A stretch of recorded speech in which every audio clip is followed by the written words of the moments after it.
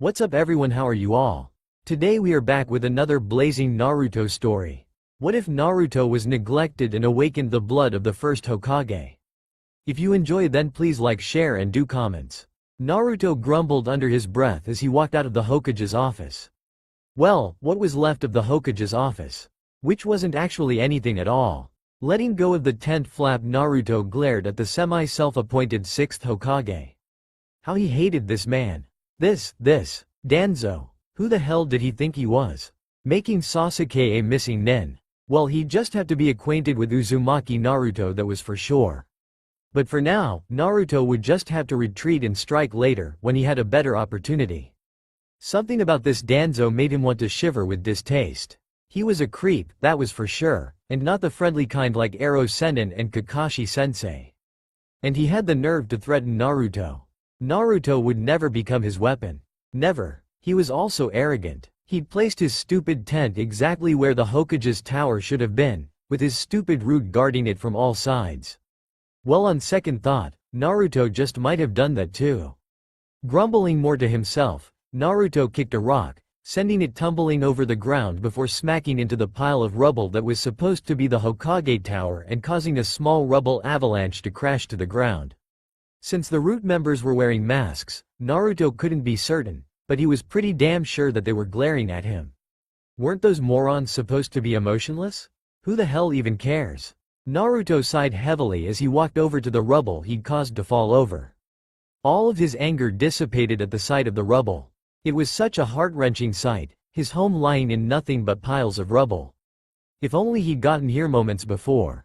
He might have been able to do something, anything really. The blonde sighed as he stared at the mess that was his village.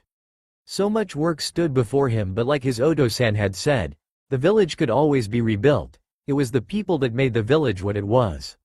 Naruto blinked at the wooden cylinder he spotted poking out from under a particularly large piece of rubble. That was odd. Glancing behind him at the root members, Naruto conceded that they were ignoring him and proceeded to carefully pull the cylinder out. It looked like it was the same size as a normal scroll and a little banged up, but that was to be expected considering where he found it. Glancing at the root again, Naruto decided not to chance it and tucked it away in his pocket, the same one that held the tiny shattered shards of the first Hokage's necklace. The shards that he'd painstakingly searched for and gathered. It actually helped that he'd been fighting pain at the time, and had been standing still when it had shattered. It meant that the shards were all in the same sort of area. Sort of. However, the moment the wooden cylinder touched the blue crystal, Naruto blacked out, not even entirely sure why his head was hitting the floor in the first place. Staring at the water was something he did often, pondering its near endless flow much like he pondered the state of his life and those of his family. What was it about the water that enchanted him so much? He could never be sure, the fascination was simply there. Lifting the hand that held the flat stone, Senju Hashirama was about to skip it across the water when a falling body made him freeze. The odd phenomenon made a rather large splash as it fell into the water. Where had he come from? Glancing up at the sky, Hashirama had to conclude that there were no tree branches he could have fallen off of. Yet there he was, floating in the water and beginning to sink. Wait, sink? Dead bodies didn't usually sink. Dashing out onto the water, Hashirama quickly checked the person's vitals. He was surprised to find that this one was alive, even if that was only just barely. Mostly, every time he saw a person floating in this river, he checked their vitals and which clan they belonged to. Every time though, they were dead, but not this one. Without thought to whether he was an enemy or not, Hashirama pulled the boy from the water and dragged him onto the bank he'd just been sitting on. Looking at him critically, Hashirama concluded that the boy looked to be around his age, perhaps younger, perhaps older. But only slightly so either way. Is that a live one? Hashirama looked up in surprise, cursing himself silently for having been caught unaware by the other. Yeah, help me move him somewhere safe, Madara. Why? He could be an enemy. Madara replied, looking at the unconscious boy with suspicion. We can't just leave him. Besides, I've never seen anything like what he's wearing from around here before. We might learn something from him. Hashirama replied simply, pulling one of the boy's arms up and draping it over his own shoulders. He could have easily done it by himself but enjoyed making Madara do unnecessary work. Madara's gaze took in the headband with the shiny metal plate on the blonde's forehead and without a word moved to take the boy's other arm. His clothes are odd, Hashirama mused, glancing at the boy's attire from the corner of his eyes. Says the one with the flower pot hairstyle and the billowing curtain pants. Madara snorted. Hashirama sent him a withering look before glancing around at their surrounds and guiding them to a small cave that was in this part of the woods. They set the boy down carefully, each one studying him for a moment. He appears to be a ninja. He has the tools, Madara supplied, pulling out a shuriken from the pouch and studying it carefully before replacing it. It has some odd qualities to it though. It's nothing like what we have. This is better, smoother. Looks like it will be more accurate in battle. But I don't think he was injured in battle. He doesn't have any wounds or even any of the usual signs on his clothing. Hashirama muttered, adding his own thoughts to the brainstorming session. What do you make of his headband? Madara asked quietly. Other than that, I do not see anything else that would establish which clan he's from. No, he does have a clan marking. Here on his shoulder. I think that's an Uzumaki symbol, but I've never seen it worn like that, nor have I seen them wear these kinds of clothes. As for the headband, it's not uncommon for ninja to wear something on their foreheads. I've just never seen that before. Hashirama replied thoughtfully. Madara frowned before checking the boy's pulse himself. Hashirama didn't like the color the kid was turning. I've seen this before. It's a rare form of chakra exhaustion. He might not make it. He's barely hanging on as it is. Madara muttered, eyebrows furrowing together in anger. I get the feeling that he's going to be just fine. He looks like a fighter to me. But I guess that means we're going to have to take care of him, right? Hashirama mused. Probably. This form of chakra exhaustion is going to leave him weak and helpless for weeks, if not a month or two. That's terrible. He won't even be able to defend himself. Hashirama exclaimed. Relax. If we set up some good traps and place a few good genjutsus around here, no one will even find him. Madara reminded the other ninja with a shake of his head. Are you sure you know strong enough ones? Madara almost snapped that his clan specialized in genjutsu, among other things, but that was against the rules. It would give away his family name. Yeah, well, the best we can do is try. I'm not even sure it's the best idea. Of course it is. He needs help. Hashirama argued back childishly. And if he's an enemy? Madara challenged with a raised brow. If he's an enemy, then he's a very poor one at that. He couldn't even swat a fly right now, let alone kill us. I suppose. Do you have any food on you at the moment? Madara conceded. Hashirama looked around on his person before pulling out a wrapped piece of bread. Will that work? If we soak it in water, then yes. Madara took the offered bread and propped the chakra-exhausted teen up so that he was leaning against the wall. Hashirama had never seen such a severely chakra-depleted shinobi and as such, didn't fully know how to treat one. So all he could really do was provide Madara with the things he needed to care for the boy. When Madara was done, Hashirama felt a sense of uselessness. If what the other had said earlier was true, then he needed to learn how to care of this person, and quickly. After all, neither of them could come every day. Madara, could you tell me more about how to care for a chakra-depleted person? You can't come every day and neither can I, so we'll need to alternate. But I've never had to care for someone so helpless before. Hashirama asked quietly, staring almost blankly at the oddly dressed shinobi that had literally fallen into their care. He'd seen people this helpless, but they never lasted long enough to be cared for. He lived in an era of war, so it was to be expected. He felt that he should know how to care for these shinobi, but he was ashamed to say he didn't. It's simple actually. You should work on your medical skills then. The point is to make sure they don't die. Madara replied, and Hashirama glared at his non-answer, but he took the advice to heart. He would work on his medical skills. After all, there would always be those in need of healing. We should leave. It's getting late. I won't be able to come tomorrow. Madara stated with a sigh, looking outside to the sky and the near-setting sun. Do you think you'll be warm enough? Hashirama bit his lip. Bring him a blanket tomorrow. Madara waved over his shoulder dismissively as he walked out of the cave, already readying his chakra to perform some of the genjutsus. And give me some of your chakra so that I can key it into the genjutsu. Hashirama gave the sleeping teen one last look, taking in the whisker marks, the bright blonde hair and shiny headband before nodding to himself and following Madara outside the cave and helping him set up the traps before heading back to the river. As each one stood facing the other on opposite sides, They skipped a stone to each other, catching it and pocketing it. With a small wave they were both simply gone as only shinobi could. Hashirama dashed through the trees awkwardly with his pilfered blanket and pillow.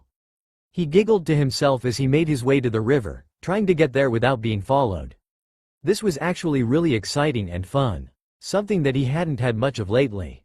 He noticed that his younger brother had seen him take the stuff in the early hours of the morning but had said nothing. Tobirama was strange that way. Sometimes he would throw you over the coals and other times he'd leave you be with nothing more than a stern look of disapproval and in this case slight curiosity. Skipping over the river easily, Hashirama didn't stop but rather kept going right into the trees on the other side. This time, he ran without making a sound and he was careful to watch out for enemies. He couldn't afford to have his new charge spotted.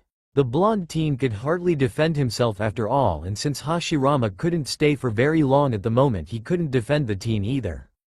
It was some ungodly hour in the morning when not even his Oto-san had been up by the time he'd left. Hashirama's plan had been to return just before he usually woke up so that no one missed him. A small part of his brain contemplated devising a way to let Madara know that he'd been here and vice versa. He'd think a little on it later and then discuss it with Madara when they saw each other again. Landing in front of the cave, Hashirama looked around quickly before disappearing into the semi-dark cave and noticed immediately that the boy hadn't even moved from the propped-up position he'd been in yesterday. How uncomfortable. He'd also managed to remember to bring some food and had brought some soup. He felt proud that he had thought of something that was both nutritious and edible for the helpless blonde. Mimicking Madara's actions yesterday, Hashirama managed to get some more food into the teen for the time being. Who would come tomorrow? Madara had only mentioned that he couldn't come today. So what about the next day and the day after that? Hashirama couldn't come all the time, same as Madara. Carefully he placed the pillow on a flat piece of ground before moving the teen onto it, shuddering at how icy the teen felt. He should have brought the blanket last night but nighttime was the most dangerous time to be lurking about in the woods. If you weren't careful, your own clansmen were likely to kill you because they mistook you for a spy. Hashirama didn't feel like being skewered due to stupidity, it didn't have a nice ring to it and knowing his Oto-san. The stuck-up bastard would have that put on his headstone. Tucking the thick blanket around the teen was really all he could do for now. He had to get back. At least the guy had a bit more color to his cheeks. He managed to reach the door to his room when his Oto-san barked out his name. Uh-oh, did Tobirama tell on him after all? Turning to face his approaching Oto-san, Hashirama bowed respectfully in greeting. Oto-san, where were you? I called for you 5 minutes ago but your brother said you weren't there. His Oto-san demanded in reply. I had to go. Hashirama replied simply. Go? Go where? You know, go. Hashirama emphasized the last word, using the tone that only meant one thing. Toilet breaks. Right. His father's cheek looked a little less pale than usual, and his eyes flickered to the sides slightly before he turned a stern gaze back to Hashirama. Anyways, I want you presentable and in the meeting room in 5 minutes. Understood? Hashirama nodded, not saying a word. His Oto-san appeared to be in one of those moods today. One of those moods where one wrong move could earn you a swift, painful blow for your troubles. Kami help you if you tried to dodge it like any true shinobi would. And Kami forbid you didn't try to dodge it. Either way it pissed the man off so Hashirama usually settled for one of each. He allowed the first one to hit but after that he dodged like his life depended on it, which it probably did when he got his father into one of his especially foul moods. Making himself presentable was a moot point since he'd been dressed for hours already. All he really had to do was brush his teeth so he grabbed some clean sand from the cup in his room and rubbed it around in his mouth and over his teeth before spitting it and rinsing out his mouth with water. As Hashirama hurried to his Oto-san's meeting room he was met with curt bows and greetings. As the son of the clan head it was expected of him to be at his best at all times. So he had to return every one of those greetings. Better hurry or you'll be late. Tobirama warned from his place in a shadowy corner, his arms crossed over his chest as he watched with a slightly amused expression on his almost childlike features. But that boy had always been far too serious and really who could blame him? Hashirama skidded to a stop outside the room and took a moment to catch his breath and straighten his hair. Then he bowed his head before carefully pulling open the door and entering, keeping his head low at all times. He'd already been barefoot, so he didn't need to remove his shoes. Step forward, Hashirama, and raise your head. His Oto-san barked impatiently. Doing as he was told, Hashirama was greeted with the sight of 4 other people, his Oto-san, the clan head of the Uzumaki, another female member of the Uzumaki, and a young girl, also sporting the Uzumaki clan symbol. Immediately he wondered if there were any blonde Uzumakis and if this girl would know, but decided against asking it right now, since that would be admitting to his Oto-san that he was harboring a potential enemy in a cave in the woods and caring for said potential enemy. Yeah, that wouldn't go over very well. I'm going to get straight to the point, Hashirama. As you know, the life expectancy of a shinobi is very low, and for children of shinobi even less so. His Oto-san began, and Hashirama grit his teeth to stop himself from replying to that statement. He and his Oto-san still fought about that topic rather passionately. As such, it has been arranged that you and Uzumaki Mito, here his Oto-san paused to gesture at the young red-haired girl, are to be joined together in marriage once she has had her first blood. Hashirama couldn't stop the un-shinobi-like blush from spreading across his face at those very gruffly stated words.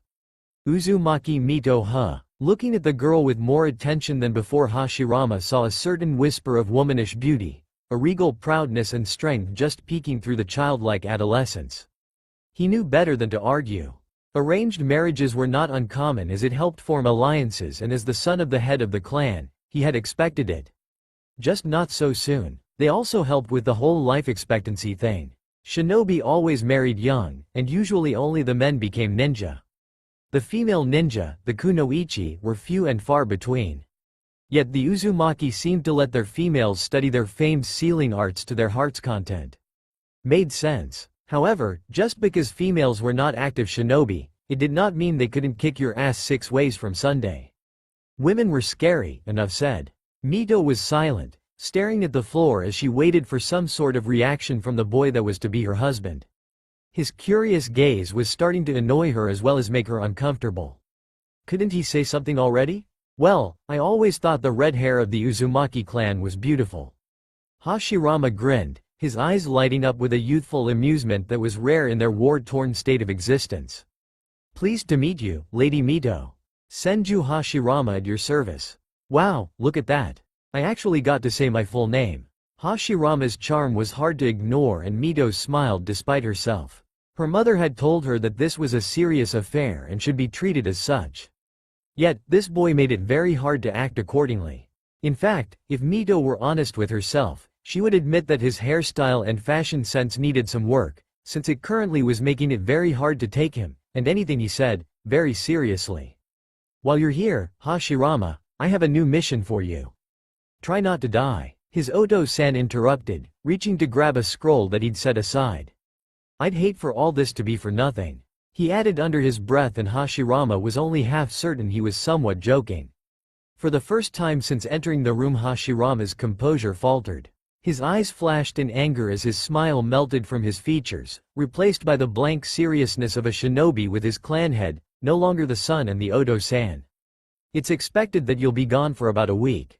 His Oto-san began, and for a brief moment panic flared to life on those blank features.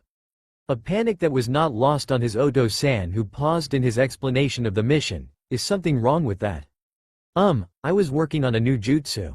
Something that's really quite amazing if I can master it, and I felt like I was getting close, that's all. Hashirama supplied lamely. He couldn't very well say that he had a chakra-exhausted shinobi to tend to. He needed to somehow let Madara know that he wasn't going to be back for a whole week. A new jutsu? If you should complete it, what would its capabilities be? His Oto-san asked, a small flicker of interest in his gaze. There was hardly time to learn jutsus passed down from family members. Time was something they spent fighting other clans, hardly training. Creating a jutsu was another matter entirely. Ah crap, he'd lied about the jutsu, sort of. Come on Hashirama, think. There were always ideas floating around in your head, find one of them and use it. Well, I was trying to combine water style and earth style to see what it would create. Hashirama explained, puffing out his chest and making his tone secretive and awe-inspiring to add a sense of mystery to his sort of lie. But that's like a collaboration jutsu. His Oto-san argued, almost sounding dismissive and definitely disappointed. No, Not like a collaboration jutsu. When two people collaborate a jutsu, one can still see the two separate elements. What I want is to combine the two on my own, without the help of a second shinobi, and to mix them together so thoroughly that it creates something new, something with the flexibility and agility of water yet the strength of the earth. Hashirama explained, getting into the mood of this little white lie. It was a fascinating concept, and if he achieved it, then the possibilities were endless. It's a nice fantasy, Hashirama, but in times such as these, it's one I cannot allow you to entertain. As it is, you're far too inexperienced, too unpracticed, to have the control over the two chakra natures needed to achieve this feat. It's time you grew up. Here is your mission. I expect you to leave tomorrow morning. His Oto-san replied, yet there was genuine sadness and regret in his tone. Hashirama knew that his Oto-san wished for him to have the life of child, but knew that he was a shinobi and as such he'd have to live as one. Yes, Oto-san, Hashirama replied with a slight bow. Mentally he began to calculate a way to let Madara know that he wasn't going to be returning for a week. Perhaps he would be able to incorporate it into the genjutsu traps. Quickly checking the mission parameters written down in the scroll, he noted with luck that it was in the same direction as the river, so he wouldn't be going out of his way to leave the message. You may use today to acquaint yourself with Uzumaki Mito, or were you planning on leaving again? There was a hint of a challenge in Hashimura's Oto-san's tone. Only a little later, Hashirama replied, his tone quiet. He couldn't afford to anger his Oto-san right now. I see. Well, you two are dismissed. There are a few things I still need to discuss with the clan head of the Uzumaki. Hashirama bowed once again and Mito stood, bowing as well. Both of them walked out the door, keeping their heads low. When they were outside, however, Hashirama allowed his true feelings to dominate his features. There was most definitely anger, yet there was concern as well. Mito glanced at him, her eyes taking in his dark expression before she quickly glanced away, biting on her lower lip. Is something the matter, Lady Mito? Hashirama asked, the anger melting from his face as he did so. And I don't mind if you speak freely with me, I prefer it. Mito hesitated before sighing and looking at the young Senju once again. Are you truly happy with our impending union? Hashirama laughed. You don't have to be so formal. I know the Uzumaki are not famed for their conserved manner and the effort must be taxing. But otherwise, yes, I'd say I'm happy with our impending union. There's not much to be sad about, really. Are you happy? Are you kidding? I get to marry a Senju, and not just any Senju, the son of the clan head. Of course I'm happy, Mito exclaimed, her eyes growing large with excitement. You know I'd hate to think that you're only marrying me for my titles. Hashirama said with a slight frown, but his eyes sparkled mischievously. Mito, however, did not see this, and as a result her excitement changed to alarm and she stuttered out as quickly as she could. No. That's not what I meant. Not at all. It's just that ever since I can remember, the Senju have been hailed as one of the greatest clans in the elemental nations, rivaled only by the Uchiha. I guess I'm just a little odd. Don't worry, I understand, and the Uzumaki aren't pushovers either. I hear you guys get really down and dirty when you need to. Hashirama smiled softly, not really comfortable talking about a glory he felt was underserved simply because it was won through the means of war. Hey, are you allowed to leave the compound? Hashirama asked excitedly and suddenly, causing Mito to jump. I am not sure, Mito replied with a frown. Well, come on, you're with me so you'll be fine. Hashirama grabbed her hand, causing her to squeak in surprise, and began to pull her towards the trees. They were only able to get past 3 trees before a familiar voice spoke from behind the tree next to them as they passed. It is my recommendation, brother, that you do not leave today. Especially not with Lady Mito. Tobirama was leaning against the tree, his eyes watching the floor as he spoke and his arms crossed over his chest. Ah, always so serious. What's the matter, little brother? You're gloomier than usual today. Hashirama teased, tempted to ruffle the younger Senju's hair but deciding against it. No, I'm just more realistic than you. Neither Oto-san nor the Uzumaki clan head will appreciate you taking his daughter outside the confines of the Senju compound's safety. Tobirama stated, lifting his gaze so that it was now on Mito. Alright then, you have a point. Walk back with us? Hashirama conceded with a grin. In reply, Tobirama held up a scroll and Hashirama's grin faded into anguish. Be safe. It's what he wanted to say but he didn't. He was a shinobi, and a shinobi did not concern themselves with the safety of others. Or, that's what they were supposed to be like. Hashirama however huffed at his younger brother and said arrogantly, "If you don't come back from that one alive, I'm going to bury you in nothing but your underpants and I'll tell everyone about it. You're such a child." Tobirama snapped, but there was a small smile quirking the corners of his lips. Mito couldn't help but secretly agree with the younger Senju. Naruto felt like he was heavy. Too heavy to move and far too heavy to even care. He was very, very dimly aware of the world around him, but that awareness was hardly anything at all. He couldn't even tell if he was lying down or sitting up. He couldn't tell if he hungry or thirsty. Something at the edges of his awareness wanted to be acknowledged, but he couldn't focus on it. He couldn't focus on anything. All there was in his little world was the steady bob bump, bob bump, bob bump of his own heartbeat and his shallow yet rhythmic breaths. It was enough to make him fall asleep once again. Finally, Hashirama panted as he entered the cave. He'd pushed himself on that last mission and had managed to finish it before the allocated time, which was an achievement in itself. Usually they didn't give you enough time. "Sorry Madara, that mission was brutal. Just give me a second." Hashirama gasped out. "It's hard to believe that you can equal me in taijutsu." Madara shook his head. "Anyways, his pulse has gotten stronger and he's hanging in there. I think you're right. He is a fighter. Oh, and I'm running out of excuses to come out here. Just tell them you're working on a new ultra-secret jutsu," Hashirama offered. "And I just had to run away from an entire clan trying to kill me. Give me a break, will ya? Your jutsu suggestion requires for me to actually have an adequate jutsu to present upon completion." Madara growled with a childish pout. "And it sure as hell better be adequate or it's my ass." "Hey, you got it easy.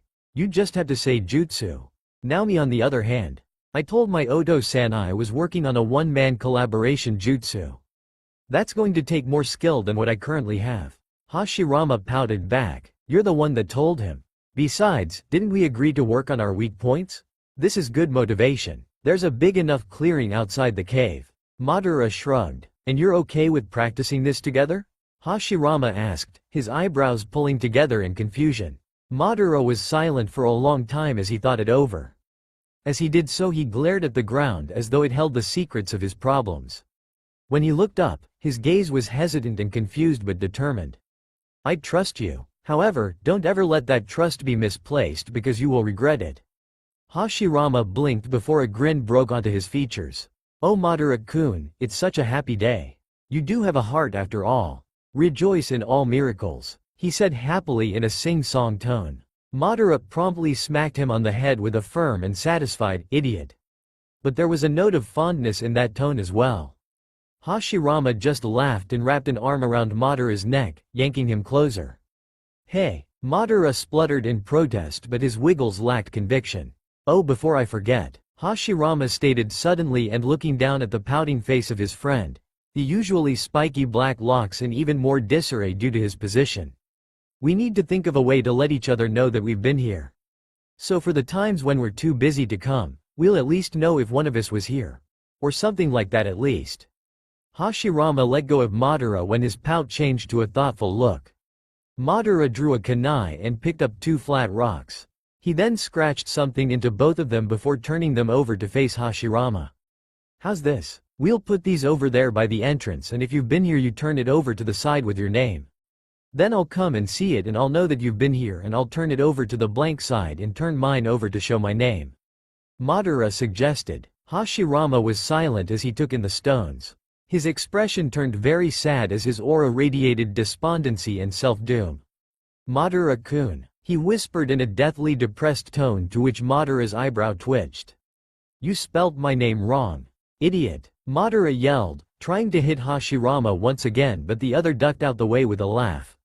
"You know, for someone who just got back from a mission you have way too much energy," he added thoughtfully as he walked over to the entrance to place the stones, blank side up, on the floor. "Yeah, well, I'm just happy to be back," Hashirama sighed before sitting down next to the blonde shinobi. There were so many things he wanted to tell Madara. Like his arranged marriage to Lady Mito and the mission he'd just been on, but he couldn't. It would go against their code as shinobi. Instead he asked, "How's he doing? Like I said, there's improvement, but I'm not sure how much. I'm not good at sensing." Madara replied with a shrug. It's only been a week, so I suppose improvement is better than nothing. How long does it usually take for them to wake up? Hashirama was watching the unconscious shinobi thoughtfully. It would be a shame if they had to kill him because he was an enemy. Depends on the person really. I've seen some wake up after 2 weeks and others after 2 months. I haven't seen enough cases of this for it to actually have an average. Madara explained, sitting down next to him. I can't imagine pushing myself so far that I exhaust my chakra like this. Have you ever done it? No, I've never had the need to, but I will if it means protecting my little brother. Madara's eyes darkened with determination and Hashirama found himself agreeing wholeheartedly with the statement. Yes, he'd go that far if it meant protecting his younger brother. It was about a week after he returned from the mission, with both he and Madara alternating visits to the cave, that Hashirama returned to the cave to find Madara already there. He grinned cheekily as he approached as silently as he could. Long time no see, Madara-kun. Hashirama yelled before pouncing on the other, who rolled out the weight purely on reflex. He turned to face Hashirama with an irritated scowl. One day you're going to do that, Hashirama, and I'm going to end up skewering you with a kunai. Yeah, spoil sport. Honestly, you'd think I was an idiot the way you go on sometimes. The day you can skewer me with a kunai is the day I deserve it for being so damn slow. Hashirama mocked with an air of playful arrogance. Just for that, you get to bathe Uzumaki over here. Madara scowled, using the nickname they'd taken to calling the other shinobi since the ninja, or the unconscious shinobi, just wasn't very specific. Bath? Hashirama gulped. That was something they'd both totally forgotten about, and it seemed that Madara had remembered, even making sure to bring a set of clothes for the helpless ninja. Yes, idiot, bath. It's been 2 weeks, Madara replied, wrinkling his nose. And who knows how long before that. And you brought him some clothes. Hashirama noted, tilting his head to the side and studying the plain black fabric that Madara had brought. It looked like a slightly larger version of the clothes he usually wore himself. Yes, I did, because if he had to wear the type of clothes you wear, he'd die from the shame. Madara replied before lifting Uzumaki and pulling down the metal tab that held his jacket together. You know, those links are really cool. I wonder where he got it from. It's ingenious. Hashirama chirped with a grin, choosing to ignore the comment about his clothes. Madara simply grunted his agreement as he pulled the once brightly colored jacket off and tossed it at Hashirama's head. The boy was wearing a simple black shirt underneath and what looked like a chain-link shirt. Hashirama at this point was helping Madara, his fingers battling with the brown material of the headband. It was tied as tightly as it could possibly be tied, making removing it rather troublesome, but the Senju managed and placed the object carefully with the rest of the Uzumaki's quickly growing clothing pile. Soon they had the weapon pouches and the shoes removed as well, leaving the teen in nothing but his pants. The scars on his body spoke of a hard shinobi life, and both Hashirama and Madara knew the feeling. Was this teen a victim of these troubling times as well? He must be a good shinobi to have survived so far. With swift, practiced movements, Madara removed the teen's pants, leaving him in his underwear. You know, this guy has the strangest things on his clothes. Hashirama was fiddling with the elastic on Uzumaki's jacket. Yeah, just help me out here, Madara said, waving a hand dismissively. Are we taking him to the river? Hashirama asked, grabbing the extra set of clothes and the Uzumaki's own ones so that they could be washed while Madara lifted the Uzumaki. Yes, unless you feel like practicing your water-style jutsus. Madara mused. Hey, that's not a bad idea, but that'll get our training field wet. Hashirama pouted at the thought. For the past week they'd been alternating between taijutsu matches and ninjutsu practice. They'd already learned about each other that Madara was exceptional at fire-style related jutsus and Hashirama was adept at both water-style and earth-style. If Madara could use any other styles, he had yet to display the ability to do so. So to save them the trouble of a wet training field, the two trudged off to the river with Madara carrying the underwear-clad unconscious shinobi on his back and with Hashirama carrying the 2 sets of clothes in his arms. You know what, you'll be carrying him back to the cave because really I think you got off easy here. Madara complained. Ah, but he looks so cute over there, drooling on your shoulder. Hashirama grinned in reply. He's drooling. Madara yelled in alarm, which only further amused the Senju. Relax. Hashirama gasped between peals of laughter. I was just kidding. Once they made it to the river, Hashirama stepped out first to see if there was anyone around, careful to look in every possible place a person could be. His brother had often said he needed to work on his sensing, and he agreed with the younger Senju wholeheartedly. Giving the all-clear, he signaled to Madara to come over and snickered the whole time Madara bathed their charge while he took care of the odd bright clothing. His water-style jutsu got plenty of work, that was for sure. The guy must have been doing some real heavy-duty stuff before he fell into the river. Hashirama recognized it as the same sorts of stains and tiny rips that accompanied the men who built the houses. Was this guy building something? To his horror though, the orange clothing got even brighter the cleaner it got. How had he survived this long with something so eye-burning? And Madara had the nerve to say his sense of style was warped. Madara on the other hand kept the boy's boxers firmly in place, and he also took note that while the boy himself was small in stature, his age was probably greater than their first estimation. His build and scaring suggested the dangerous life of a shinobi, and a good one at that, as well as added to the age that Madara was slowly building in his mind. He'd say that Hashirama and himself were about 12, 13, maybe even 14. This teen was perhaps 16, 17 and to a push 18. He'd have to wait for the teen to wake up and tell them to be sure. So what had caused him to end up in this predicament? Madara placed a hand on the boy's chest, trying to sense out any chakra to see how far he'd come since they'd found him. All he found was the tiny flicker that had only grown a tiny amount, almost unnoticeably so. Why was it taking so long? Did the teen even want to wake up at all? Madara would understand completely if he didn't. Even Hashirama would. All done, Hashirama announced. Now you can use your fire style to dry them. Just don't set them on fire. The Uchiha rolled his eyes at the overactive Senju before grumbling, "Hey, come help me get him dressed." And added under his breath, "And it wouldn't exactly be a crime if I did set those hideous things on fire." The two teens worked without talking to get the unconscious teen dry and into the clothes that Madara had brought. Both of them knew that this was a potentially dangerous thing to do, but neither could truly find the energy to care. All they wanted was to help the teen. Naruto could feel the coolness of the water, and it helped to wake him up some. He was more aware this time, if more aware meant he could feel the water, if only the slightest bit. It was nice, refreshing. He managed to remember that he was supposed to be somewhere, he was supposed to be doing something, but he couldn't remember the specifics. He had to wake up now, but he couldn't, he just didn't have the energy, his body and mind automatically preferring sleep.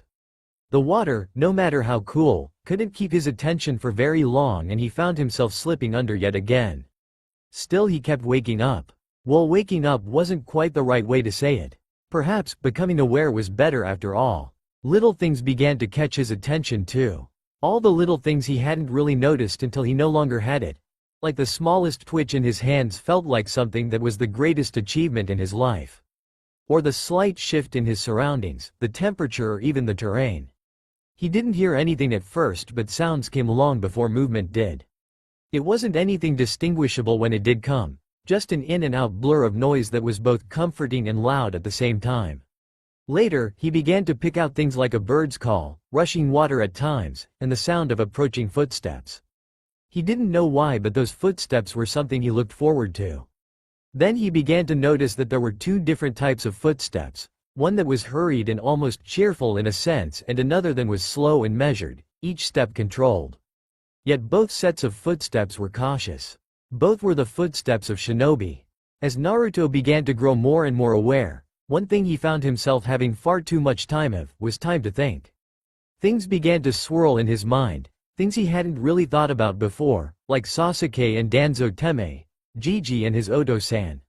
His Odo-san had hoped for him to be a hero. The Sandame hadn't said a word about his parents to him, only telling him that they died in the Kyuubi attack and there was no point in talking about the dead. He thought about Sakura-chan and Hinata-chan, the two vastly different kunoichi that they were, and wondered what he truly felt about them now. He thought about a lot of things, about the villages, about ramen, a lot of ramen, his days at the academy and the days spent with Jiraiya, Kakashi, Yamato and all the other shinobi of Konoha. He even thought about his failures and why they were classified as such. Heck, his mind must have been really bored if Itachi crossed it on more than one occasion.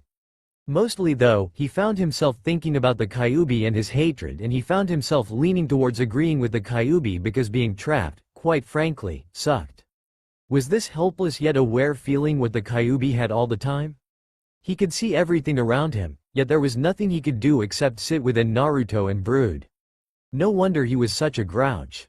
Naruto just had too much time to think. Hey, Madara, should we move him into the sun? You know, cause he might be tired of the inside of the cave. Hashirama suggested. It had now been 4 weeks since finding the shinobi and his chakra had grown some since then, but not as much as the two would have liked. Madara gave the once again orange-clad shinobi a glance before picking him up and placing him on the outside of the cave, directly in the sun. Sometimes Hashirama, I don't know what goes in that bowl-cut head of yours. So mean. Whatever, now are we going to spar today or not? Madara replied, crossing his arms and looking away. He really hated those snap depression things that idiot fell into. Hell yeah, come at me with all you've got. Hashirama looked up, the cloud of doom dissipating as quickly as it had formed, a large grin on his face. As though I'd need to. Madara scoffed arrogantly, but the spiky-haired boy grinned back all the same and pulled out a kunai, rushing towards the other at full speed. Warm. Everything was warm. It was nice. The ground was also softer. Naruto's hand shifted the tiniest amount, but he still did not have the energy needed to really move. Thoughts were more coherent now, not too disjointed. Still, the blonde was desperately wishing for some other company other than his own thoughts.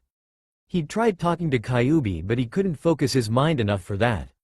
Instead, he found himself becoming strangely eager for the sounds of his two shinobi caretakers. There was only ever the two, only ever the hurried yet happy one and the cautious and measured one. However, they were both rather attentive to him, as a shinobi. Naruto wondered who they were, and why the leaf hadn't found him yet. He even wondered how he'd come to be here and wondered if Danzo had somehow made good on that promise to turn him into a weapon.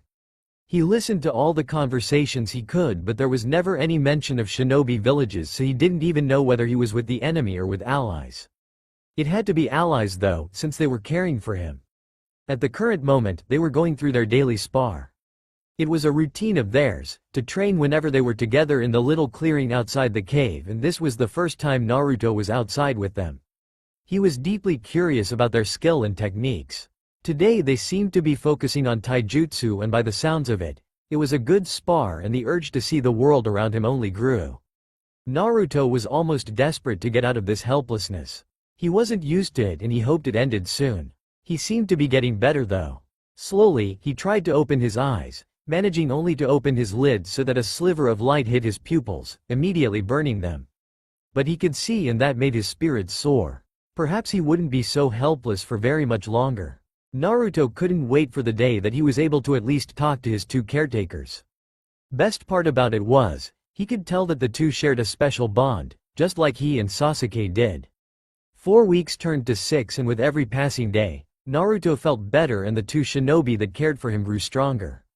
They didn't much mind that in each case it was only a little bit each day, only a little, barely noticeable at all, but the progress was there all the same. The two weren't always together, but one of them always came to care for the unconscious shinobi, never missing a single day if they could help it. Naruto was learning how to sense things in ways he'd never thought possible. His growing chakra allowing him to sense further and further, till he could tell that oddly enough the two younger teens did not live together and in fact came from opposite directions. They didn't always just train. Sometimes they would just talk, conversations that Naruto was only half aware of. But they seemed to enjoy their talks just as much as they enjoyed their spars. Madara and Hashirama were beginning to grow tired of the same training ground, or perhaps they were growing restless for a new challenge. They spoke about it but grudgingly agreed that they would wait until the older teen was able to move. So it was with some much anticipated excitement that they finally noticed fluttering eyelids halfway into the 6th week. Madara, he looks like he's waking up. Hashirama yelled cheerfully to the boy who was still approaching the cave. He'd only just gotten there himself and had been about to move Uzumaki into the sun. He'd sensed Madara's approach when he'd landed in the clearing himself. He hadn't seen the other boy much this week and was glad that he was seeing him today. Madara rushed into the cave, falling into a crouch next to Hashirama. He'd never admit it, but he was just as excited as Hashirama was. This was going to be great. But a part of them was fearful. What if he was an enemy? What if after all the work they'd put in, they'd have to kill him anyway? Naruto groaned so softly it was almost inaudible. His hand twitched and his eyelids fluttered. Slowly, he managed to lift them, noting that today there was no bright light to immediately assault his pupils. Madara and Hashirama almost gasped at the brilliant blue. They'd never seen a color like that before. They were so blue. Everything was blurry, unfocused. He could hardly make out any shapes or colors. It was confusing yet exhilarating at the same time. He was finally making some progress, even if it was something as small as opening his eyes. "Hey, can you talk?" A breathless voice asked, sounding way louder than what it probably was. Water? Nearly 7 weeks and that was the first word he'd managed to speak. Great going Naruto. The silence and the lack of people was killing him though. He was a social creature and needed the bonds he formed to keep him grounded. He hoped that wherever he was and whoever he was with, they were allies. He wasn't in any position to escape if they weren't. "Oh, my bad." That same voice from before. A black and creamy colored blob moved closer and something cold and wet was placed against his lips. Naruto drank slowly, not want to choke. When he was finished he felt loads better and managed to give a small lopsided smile to the other ninja. Thanks. So what's your name? A new voice asked calmly, reminding the blonde a lot of Sasuke. Uzumaki Naruto. Who are you? Each word, every syllable was stated slowly, with difficulty. Hashirama looked to Madara, both of them surprised. The teen had given his full name? Perhaps he had hit his head after all. I am Madara, and he is Hashirama. Hee, sounds familiar, like a history lesson I probably slept through. Naruto replied with a tired giggle. Huh? Madara and Hashirama stated in unison. This guy was nuts. Konoha, that's where I'm from. It was founded by the Uchiha and the Senju. At the time the clan heads were Uchiha Madara and Senju Hashirama. Naruto explained, hearing the confusion more than seeing it in the blobs in front of him. Impossible. The Senju and the Uchiha are rivals. They'd never be the founders of anything, at least not together. Hashirama was shaking his head. But they did. They founded my village. Konoha, the village hidden in the leaves. You must have heard of it. It's one of the great shinobi nations.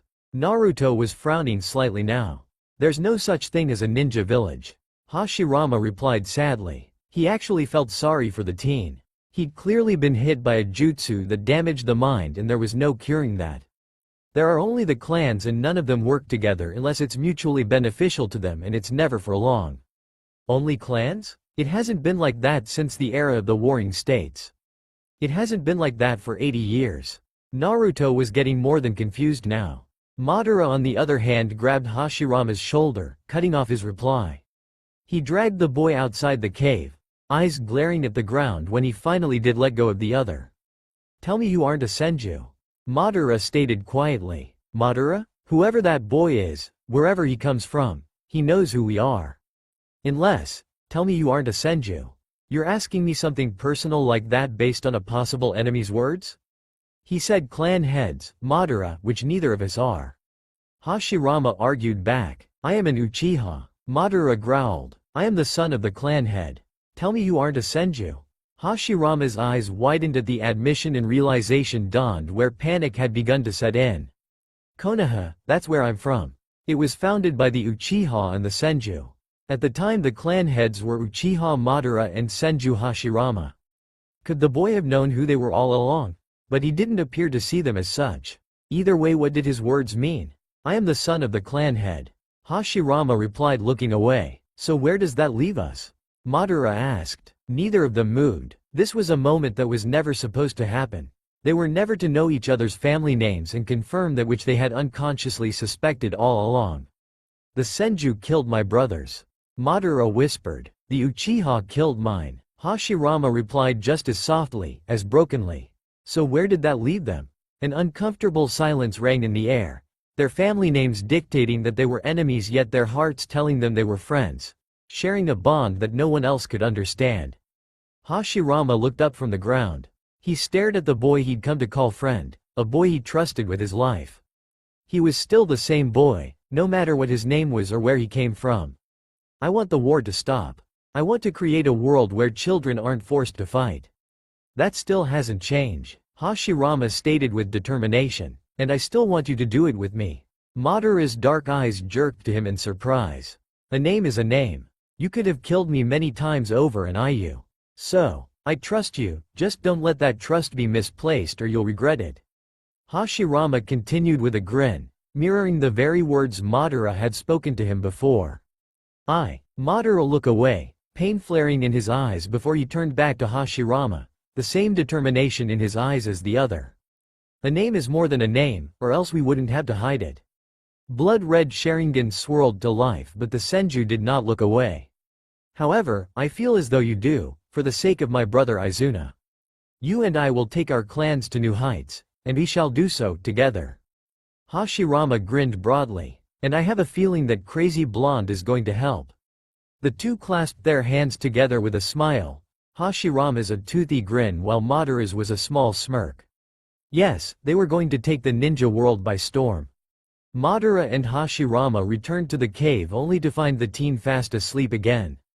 They'd wanted to talk to him, but some things, like chakra-exhausted crazy-ass shinobi who needed to regain their strength, couldn't be helped. A strange weight had lifted from their shoulders. They knew each other's names, knew they were supposed to be enemies, but in spite of that they had chosen to still stick together. Bet you can't beat me in taijutsu anymore. Madara smirked, Sharingan swirling into existence. Oh yeah? Let's put that to the test. Hashirama grinned but paused to look back at the sleeping ninja. Still, Blondie is weird. Wonder what he was talking about, but at least he's getting better now. Yeah, at least he's talking. Still don't know if he's an enemy, and that could be our greatest mistake yet. Let's just be hopeful that he doesn't catch us by surprise. That this isn't going to come back and bite us on the ass. Madara replied darkly, walking out into the clearing while Hashirama put the teen in the sun, purely out of habit. The moment he was done he pulled out a kunai and rushed at the Uchiha, grinning broadly the whole time. Yeah, Madara, put your paranoia to the side. I'm for a fight to win, and it's really no fun when you're this distracted. Fighting, they were fighting again. Naruto sighed before opening his eyes, squinting through the bright light. They were so persistent. He wondered if they were trying to prove something. He didn't say anything nor shift any part of his body to alert them to his conscious state. He merely watched. He could tell there were Uchiha-style attacks and counter-attacks from the one blob. It was in the way he moved. The other one seemed to be like the Academy style, only way better, more elaborate, but Naruto couldn't be sure. He still couldn't see very well, but it was getting better with every blink. Every time one was knocked down, they got straight back up, and Naruto admired the ethic. He was familiar with it after all. It was also unclear to him who the better was. They seemed to be equal, which was something that confused the blonde. Uchiha were supposed to be better, but then again, they were supposed to be dead. Naruto supposed if he really wanted to get moving all he'd have to do is go into sage mode. He was forced into a state of motionlessness anyway, so it wouldn't be all that hard, but that might startle his caretakers, and he still wasn't sure where he stood with them. They had said that there were no such things as ninja villages, that the Senju and the Uchiha would never work together, but that was just ridiculous. Still, Naruto enjoyed their company, even if they themselves seemed to have been born and raised under a rock. However, they each disappeared in opposite directions every time they left. They did not live together. So that meant two entirely different families having been raised under metaphorical rocks. He knew they had families from the snippets of conversations he'd heard, and he was intrigued with some of the things they spoke of. Still, this was confusing in ways that he'd never been introduced to before.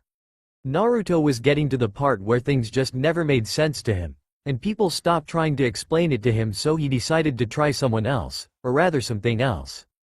Perhaps now he'd be able to concentrate enough to talk to the Kyuubi.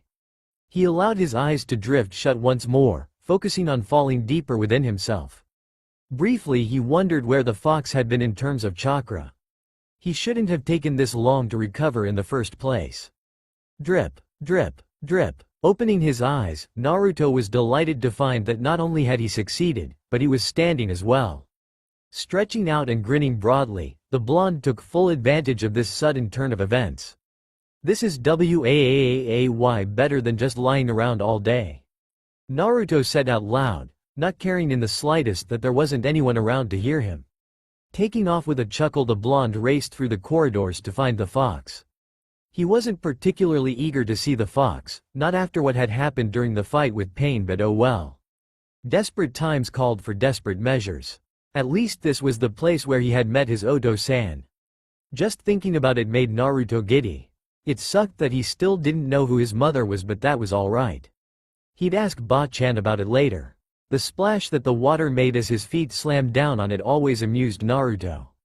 His mindscape really was something, even if it was only a sewer. It was still fascinating, but now was not the time to be making trivial observations. He'd reached the turn that led to the Kyuubi's cage. "Hey, Fuzzball, you awake?" Naruto screeched into the darkness that usually shrouded the Nine Tails. He slowed down to a walk before stopping outside the bars that contained the powerful beast. One blood-red eye opened in annoyance before large teeth gleamed at him. The growl was deep enough that it vibrated right through Naruto, making him feel like he'd just been in an earthquake. "I'll take that as a yes." Naruto grinned, not intimidated by the fox's quirks anymore. "So how come I'm still down and out?" Naruto continued. "It is my job to keep you alive from life-threatening injuries. There's not much even I can do against stupidity, and you, brat, have it in spades." Kyuubi sneered, not at all enjoying this visit. He'd been so close to freedom that it had actually hurt, only to have that damnable fourth Hokage interfere once again. "So what the hell is wrong with me?" Naruto asked, ignoring the comment about his intelligence. He'd heard just about every insult there was. "Chakra exhaustion. A rare kind that I have not seen since the days of the warring clans. Which brings us back to your stupidity. I am not wont to heal injuries caused by time travel. You are the foolish human that attempted such a moronic path. You are the foolish human that must live with the consequences. At any rate, your body is restoring itself far faster now that you are awake, or able to be so. You should be regaining your strength sooner now." Wow, the Kyuubi was being suspiciously helpful at the moment. It was actually kind of nice and it saved time. "Wait a minute, time travel?" Naruto squeaked. "That's impossible. Incorrect, foolish brat. You have just done such a feat, so therefore it is possible. However, it's extremely foolish to even contemplate attempting, which is why you're the senseless foolish moron who clearly lacks intelligence. Nevertheless, you've managed, in all your kami-given luck, to land with the two damnable humans I hate more than the Yondaime. Senju Hashirama and Uchiha Madara. The founding fathers of that pathetic crater you call a village. They are perhaps the only two humans in this era who are too stupid and too curious to kill you upon sight. Instead they cared for you, when all others would have ended you." Kyuubi chuckled darkly. "Well, they would have tried, but they would have found it a much more troublesome pastime than what it was worth." "So Konoha really doesn't exist?" Naruto was, amazingly, grasping this concept well. "No, not for several more years. But hey, now you can have a hand in the creation of the place. Who knows, I might even give you a few pointers." Kyuubi being helpful was something to worry about, so to save his own sanity Naruto decided to pass that off for sarcasm. "So what do I do now?" Naruto whispered. "And how did I get here?" "You know, you're surprisingly agreeable today, brat. Perhaps on some unconscious level you already knew this. Either way, I don't care what you do now so long as it meets two conditions. Don't die and leave me alone. Thanks for the support, Fuzzball." Naruto snapped before his features softened somewhat. "And thanks for the information. Usually you're more of a pain about things. I've come to the conclusion that if I give you what you want, you'll leave faster, so now it's your turn to hold up your end of the deal. Leave." The lone blood-red eye closed, indicating that the fox was done talking now. Naruto backed away, his mood now reflecting on what he had learned and the implications thereof rather than exuberant over the fact that he was able to actually move around in his mindscape. So he was really in the past. Unless the fox was just messing with him. Aw man, why hadn't he paid closer attention to history? How was he going to convince the two that were taking care of him that he was from the future and that where he came from, they were the greatest ninja to ever live? Hang on, since when were Uchiha Madara and Senju Hashirama friends? Well, what do you know, the bonds of friendship seemed to be a one in every generation kind of thing. Kakashi had told him about Obito. Then Eros Sennin had told him about Orochimaru once. It just sucked that they always ended the same way, and that was badly. Naruto was jerked from his mindscape when someone shoved something into his mouth. He opened his eyes to see the Uchiha blob in front of him. "You missed breakfast," he was informed curtly. This kid, this serious Uchiha. This was one of the greatest ninja ever and he was force-feeding Naruto? Fate had a terrible sense of humor. Naruto was inclined to agree with Neji on that one. "Are you going to kill me?" Naruto managed to rasp out when the cup was taken away from his mouth. Seemed they were feeding him liquids. Made sense since he couldn't exactly chew while unconscious. "Do I need to?" Madara replied, quirking an eyebrow. He was perfectly serious. "I won't fight you, or Hashirama. I respect you too much for that." Naruto replied. "Respect? You don't even know us."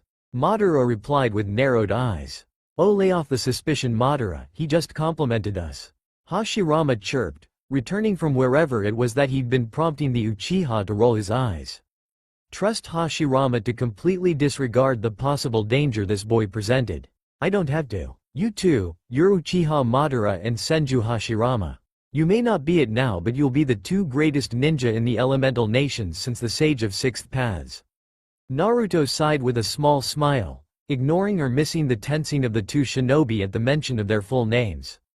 "I know so. What the hell is he going on about?" Hashirama whispered not so softly to Madara. "I'm not from here, this time I mean. I've come to the realization that I'm from the future, about 80 years or so to be exact." Naruto interrupted. "Time travel? Is that even possible?" Madara was skeptical. "Ooh, time travel. How fun. Quick, tell me what the future is like." Hashirama yelled happily, not at all concerned with whether it was possible or not. "Do they have really cool jutsu? Are the girls kick-ass craze?" "You can't be serious, Hashirama." Madara complained. "Nothing is impossible, Madara. You just have to have the right determination." Hashirama lectured the Uchiha as though speaking to a small child before returning his attention to a weakly chuckling blonde, his tone growing serious. "Now, Naruto, was it? Tell me, do the children still fight in the wars? I guess I might as well explain everything, well, everything that I know. I wasn't the most attentive person, but who knows, maybe I'll know more than I thought. Anyways, all ninja belong to hidden villages and wear a headband to show which one they belong to. See, like mine, I belong to Konoha, only the greatest village ever." Naruto began. "Not every shinobi does though. Some are rogues and some leave, slashing through their symbol to show that they are no longer loyal to their village but that they're still ninja. There are even some ninja who wander around, like nomads. Anyways, there are a lot of ninja villages but there are only 5 that are considered to be really powerful. They're called the 5 Great Shinobi Nations." Naruto began to tell the two, who despite their earlier reservations over whether or not Naruto was a spy or an enemy were listening intently, all about the shinobi world he'd grown up in. He spoke of the cage and what it meant to be one. He spoke of the allied nations and smaller ninja villages. He spoke about things he hadn't even been aware that he knew of until it just came out or popped into his head. Man, if his team could see him now, they'd be impressed with how much he actually remembered, understood and could relate to others in a way that was possible for them to understand as well. The more he spoke, the more captivated Hashirama and Madara grew, growing comfortable with his large sparkling blue eyes, and becoming infatuated with the clear love that Naruto held for his village. It was simply impossible not to trust the teen. He gave detailed explanations about the ranking system and how the missions were ranked accordingly, making sure that no ninja got a mission above his skill level unless the client lied about the mission. This fact particularly interested Madara and Hashirama. They seemed to be overly pleased with it. In fact, Naruto guessed it had something to do with the children they'd asked about earlier. Naruto continued talking, telling them all about Konoha, how it was run and what it represented, the bonds that they developed with their fellow ninja, the will of fire. He spoke until the sun crested in the sky and then sank low into the horizon, until his voice was hoarse and cracking, and still it seemed like he hadn't said enough. He was growing too tired to stay awake though, and his sentences kept trailing off. He supposed that tomorrow was another day, but he'd come to realize something in the process of speaking. He had the opportunity to change everything that had ever gone wrong. All the mistakes, all the heartaches, like the ninja wars that had given birth to shinobi like Nagato, he could change it all. He wanted to change more than just the wars. Konoha, no matter how much he loved it, needed to be changed. There were some things within the village that Naruto knew with all his heart were not right. He'd change it, he'd make Konoha a place where bonds were true and lasting, where every man, woman and child felt the will of fire right to their core. But not because they were forced to or because they were brainwashed to, but because they wanted to. Iruka-sensei had told him that a child, the way they were, always depended on how they had grown up, how their parents deemed to raise them. So, treating Konoha like his child, Naruto was going to raise the strongest will of fire he could, in all of the people that came to call the place home. He wanted to create a world where no one would ever want to run away from it, no one would ever want to betray it. A world strong enough to withstand any attack. But no matter how much Naruto tried to stay awake, no matter how much he tried to tell them everything in one day, he couldn't. So when the blonde finally nodded off and started snoring, Madara lifted him and placed him back in the cave, under the blanket that Hashirama had stolen for him so many weeks ago. The world he describes, it's exactly as we've always talked about, it's more. Hashirama's eyes were wide, wondering. We can't believe him just yet, no matter how tempting. For now, I believe we should return home. It's almost dark. Madara replied softly. We're already late. Hashirama hurried through the trees as fast as he could, panting hard as he tried to make it before the light got too poor and the guards mistook him for an enemy. He was almost there, just a few more trees.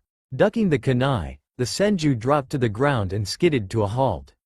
You're late, brother, Tobirama stated calmly. I know, Hashirama stated sheepishly, but today was an exciting day. I have discovered a great many things.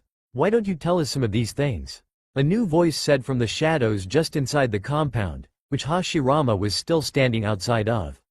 Oto-san, Hashirama greeted with a bow. I have learnt nothing that would be of value to an experienced shinobi such as yourself. I am sure that you have already discovered such things. Hashirama lied to his Oto-san often, so much so that he barely felt guilty about it anymore. However, should his Oto-san learn of his Uchiha friend and the Uzumaki he was caring for, then he would likely be killed for it, so lying was necessary. I see. We'll be sure not to be late again. Then his Oto-san's soft footsteps were walking away. You shouldn't lie to him so much, brother. Tobirama stated softly. I know, but he would never understand. I, baby brother, have found a way to bring peace to this land, and you are going to help me. All of the senju are. But not just yet. I have to get stronger before I can do that. Hashirama winked at his ever so serious little brother before walking past him and into the compound, leaving him to decipher the cryptic remark on his own. Peace? Is there really such a thing? Tobirama was following him now. And when are you going to stay inside the compound and train for once? You haven't sparred with me in months. Would you like to spar right now? Hashirama asked with a grin. Tobirama hesitated before a rare smile lit his features. He knew that his brother was probably tired from having run back home, but Hashirama was still offering to spar with him. He had the greatest big brother ever, even if sometimes he didn't act like he was the oldest. Sure, let's go to the training ground with the torches. Isn't that one in the middle of the compound? Hashirama asked, scratching his head. What, you afraid that someone will steal your moves? Tobirama teased. No, just checking. Hashirama replied before taking off and heading to the training ground. Tobirama shook his head before following his brother, matching his pace. When they arrived, the two began to light the torches with chakra, making the fire a little hotter than had they used natural fire. Ready, little brother? Hashirama asked with a teasing smile. I can take whatever you throw at me, Hashirama. You slack off on your training too much. Tobirama replied confidently. The two rushed at each other, Hashirama laughing in delight the entire time. Tobirama was as serious as ever. The taijutsu match that ensued managed to capture the attention of most of the other senju who were now surrounding the sparring brothers' training field, watching with soft, proud smiles. These children were the future of their clan, children who were to surpass their parents and take the clan further, and they were promising. It was a shame that their brothers had not survived. But that was a regret many would never speak of. After all, a shinobi died with honor when they died on the battlefield, no matter if that shinobi was nothing more than a child. You're not even using the senju style anymore, you bastard. Tobirama yelled while Hashirama laughed. Don't need to, little brother, you're just that slow. Hashirama felt lighter than he had in years. Uzumaki Naruto, if his story was true, represented a world he wanted with all his heart. A place for his brother to be safe, and that was something he would strive to achieve, no matter how much work it took. Madara walked casually through the Uchiha compound gates. He kept an air of arrogance around him, sneered at those he passed. It was expected of him and he'd be lying if he said that a small part of him didn't enjoy it. However, the larger part of him did not. He was the clan head's son, and he was exceptional for his age. That should really do all the speaking for him, rather than having to have this charade. You're finally home, brother. Izuna watched him from the shadows, newly activated Sharingan spinning lazily. Another exceptional Uchiha. What would he say if he should learn of Madara's friendship with a Senju far beyond his years as well? Did your mission go well? Madara replied softly, the arrogance leaving his tone. Yes. Simple, to the point. He would not say more and Madara would not ask. Uzumaki Naruto's words flashed through his mind and Madara found himself wondering if it was really possible. Did he really go so far as to make a pact with the Senju just to keep his brother safe? Looking at the boy, he realized that he would do anything to make sure his younger sibling remained in this realm of the live and well. However, Senju Hashirama was different, in more way than just your average Senju. He was in a whole other league, giving even his Sharingan a run. Yet his attitude in life was like no other. Madara kid and would believe in anything that boy proposed and he'd follow him to the other ends of the elemental nations if that is what he desired. Why? Why would he go so far for a Senju, a ninja that was supposed to be his most hated enemy? Because Senju Hashirama understood and had experienced his pain. Understanding, something no one else had ever boasted to have when it concerned Uchiha Madara, an enigma even to his own younger brother. That was why he'd go so far for a Senju. It was 3 full days before Madara and Hashirama could get back to Naruto. When they did manage to get to the cave, mere minutes apart from the other, it was with some shock to see that Naruto was gripping the entrance of the cave, knuckles white and eyes determined. When he saw then, however, he lost his grip and crumbled to the floor with an oof. Drawing closer they saw that a fine sheen of perspiration was now covering his face, making the small hairs at the back of his neck stick down. His breathing was uneven, sharp and hazard, but he grinned at them, eyes sparkling with happiness. Hey guys, been busy? He asked cheerfully. We could say the same about you. Madara shrugged. Oh, yeah, well, I don't like sitting still. So far I've managed to get to the entrance.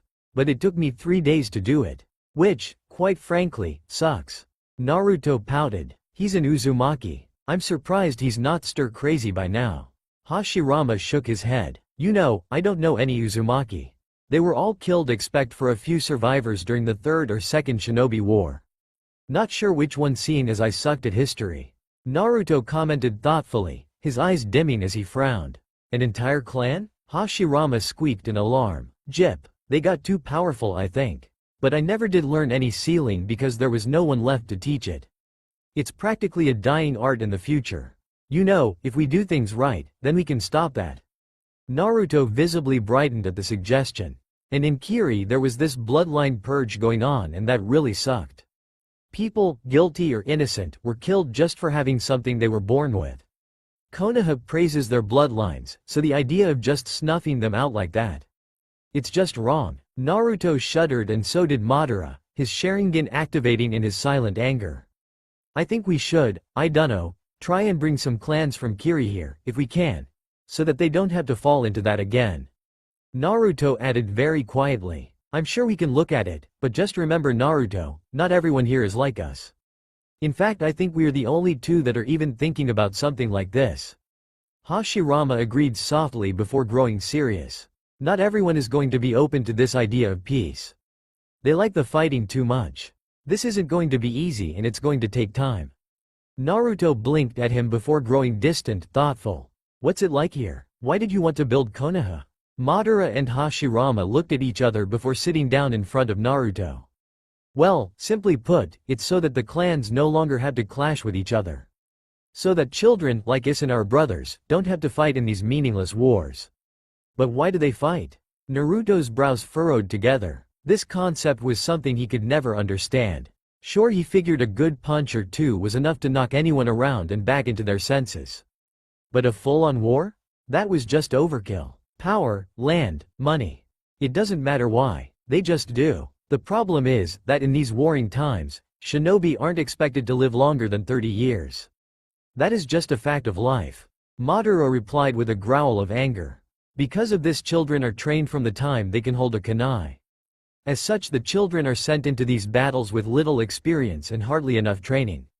The enemy target the children, killing them because they represent two things: an easy kill and the next generation. Without children, there can be no future shinobi. 30. No way. Gigi was practically ancient. Bet you guys don't have any of those, huh? And how can they send kids into wars? It's just not right. Naruto fumed, wishing he had the strength to do more than yell right about now. It isn't, but from the time we're born, we're taught that it's an honor to die in battle, that a shinobi can do no greater deed for their clan. Both Madara and I have lost siblings to this senseless fighting already. Hashirama agreed, looking away in anger and pain. The Senju and the Uchiha are perhaps the most well-known, and as such, the ones who have to fight the most. That is why I said it's unheard of for a Senju and an Uchiha to work together. Hashirama had turned to look at Naruto again with a burning gaze. But you guys did. You created something amazing. Naruto grinned. And this time I'll be here to tell you guys what you were most known for so that you can focus on those areas, becoming even more badass, and I can tell you guys what you did wrong. No offense intended, really, it's just that I think some things might have looked really great at the time, but they aren't really now. Like for example, the ranking system. You guys could change that. Instead of Genin, Chunin, Tokubetsu Jonin and Jonin, it can be divided into something like Genin, Tokubetsu Genin, Chunin, Tokubetsu Chunin, Tokubetsu Jonin, Jonin, Elite Jonin. See, some of the missions that come through can be ranked differently too.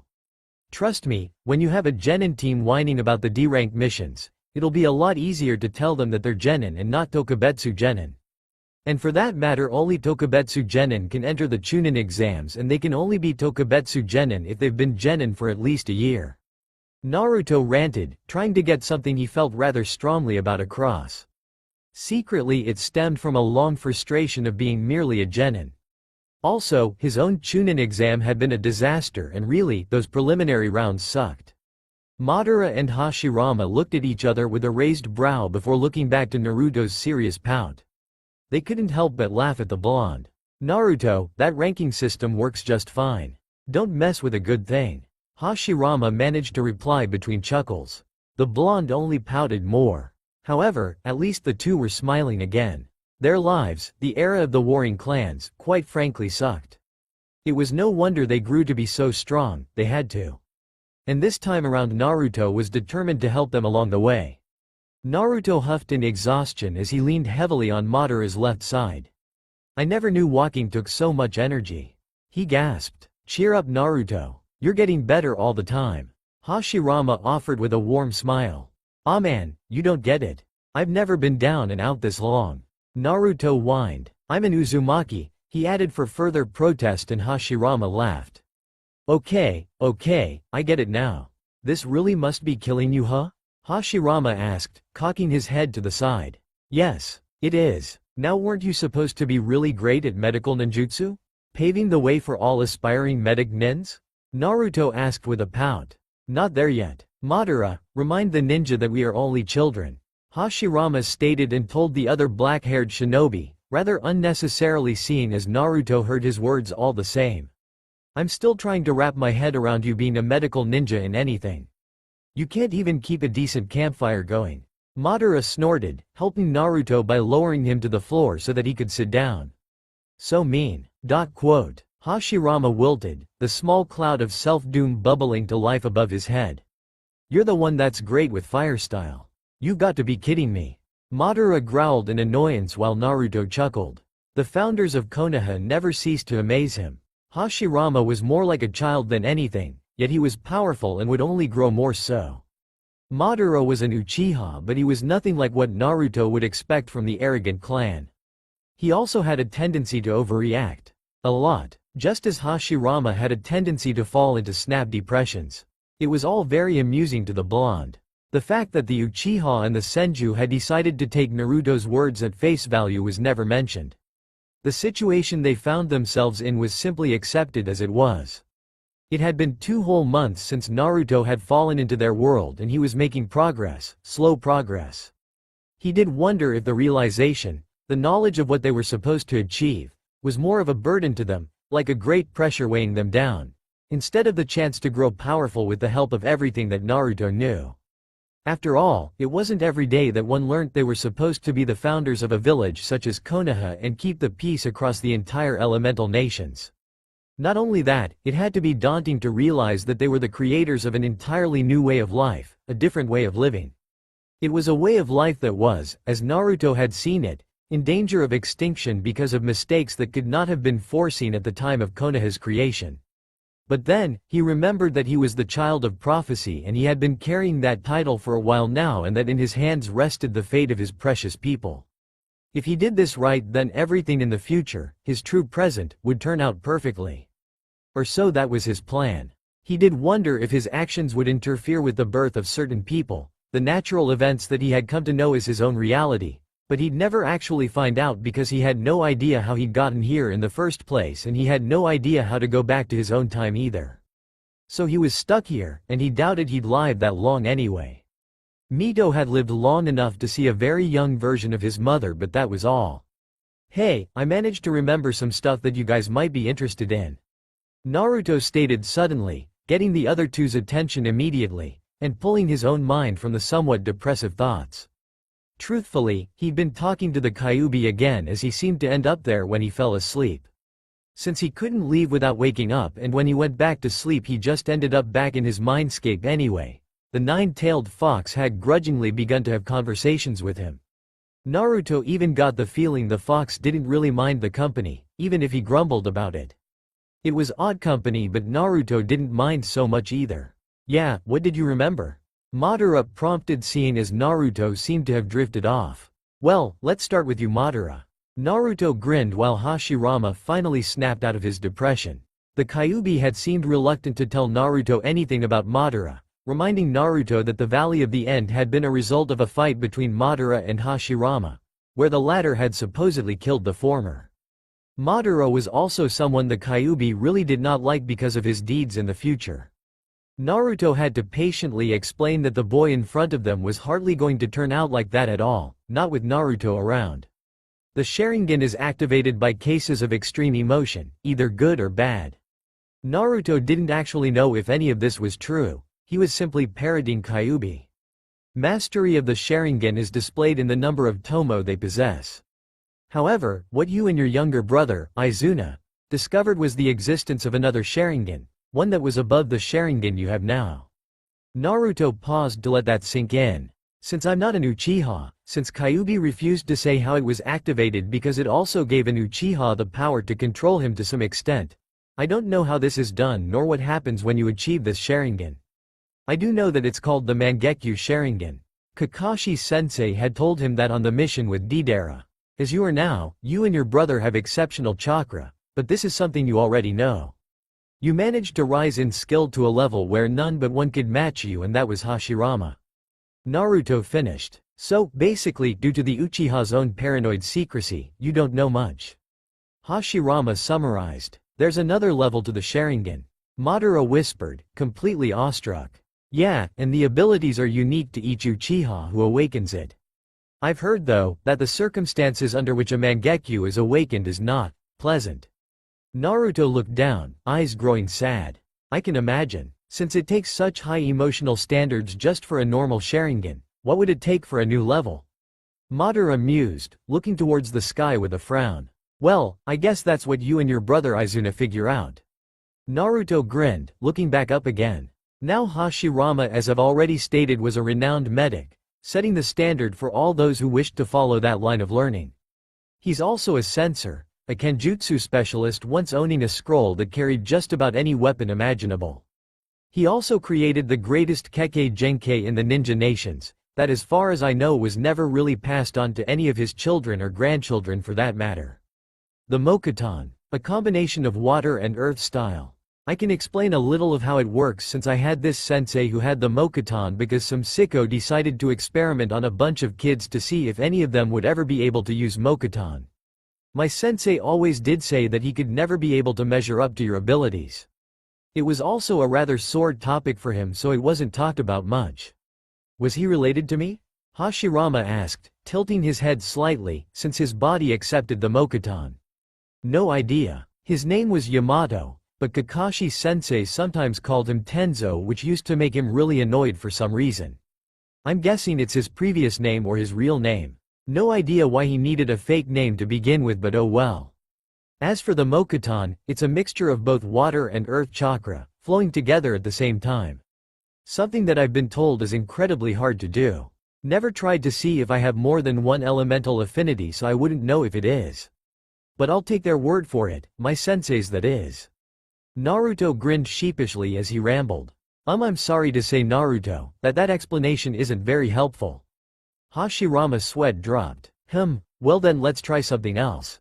Naruto muttered to himself. He raised his right hand and tilted his head slightly. Let's pretend I have earth chakra and I focus it in this hand.